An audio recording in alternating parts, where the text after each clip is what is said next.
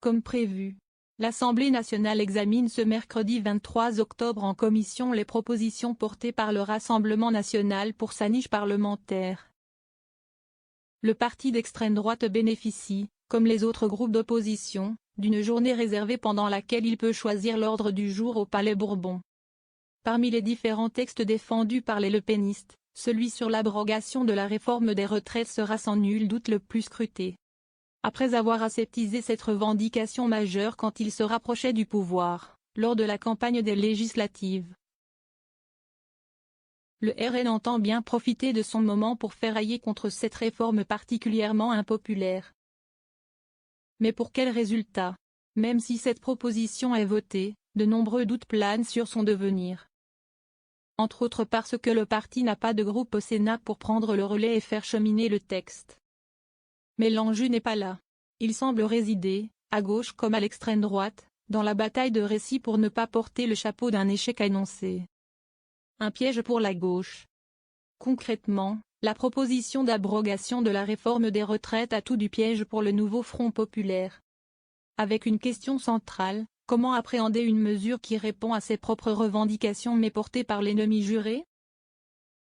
Un dilemme, comme le montrent les atermoiements des insoumis ou des communistes, pas franchement prompts à s'épancher sur l'attitude à adopter. En clair, si la gauche soutient le texte, elle accorde une victoire spectaculaire au Rassemblement national, dont les élus pourront se présenter devant les Français comme les principaux pourfendeurs de la réforme macroniste. Elle prend le risque d'apporter sa pierre à l'édifice, déjà solide, de la normalisation du parti d'extrême droite. Et elle prête le flanc aux critiques émanant du socle commun qui soutient Michel Barnier. Pas simple. En revanche, si le NFP refuse le texte sans ambages, c'est auprès de sa propre base qu'il risque de susciter de l'incompréhension, tant la réforme des retraites est honnie par les électeurs de gauche. Dans ce contexte, il n'est donc pas anodin de voir les huiles du parti lepéniste se relayer dans les médias pour mettre la pression sur les députés du nouveau Front populaire.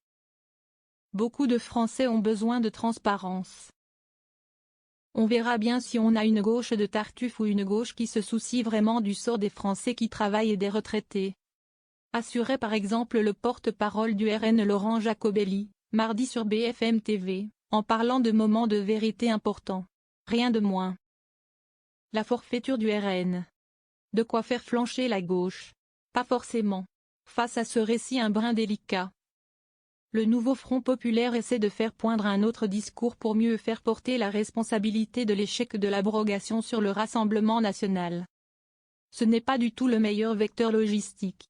Une fois qu'une PPL, une proposition de loi, note de la rédaction, est adoptée, il faudrait qu'elle soit inscrite au Sénat.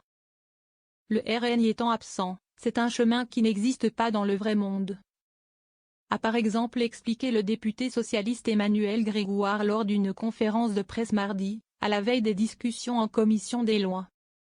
Pour nourrir ce contre-récit, les députés de gauche ont défendu leur propre abrogation à travers des amendements au PLFSS, le budget de la sécurité sociale, mardi en commission. Un geste, là aussi plutôt symbolique, qui aurait surtout permis aux parlementaires de poser des jalons pour une abrogation effective. Mais le Rassemblement national a refusé de soutenir la gauche, expliquant rejeter le financement de la mesure, supportée grâce à une surtaxe sur les revenus aisés. Décryptage d'Emmanuel Grégoire. Après coup, on veut dénoncer la forfaiture du RN qui est de ne pas utiliser la voie la plus simple et efficace, pour abroger la réforme, c'est-à-dire les amendements au PLFSS. Ils font une PPL pour une victoire politique alors qu'elle n'a aucune chance d'aboutir. Un propos que l'on retrouve également sur les réseaux sociaux, où, à grands coups de visuel, la gauche s'en prend aux tartuffes de l'extrême droite. Plus proche, malgré tout, des fourberies de Scapin.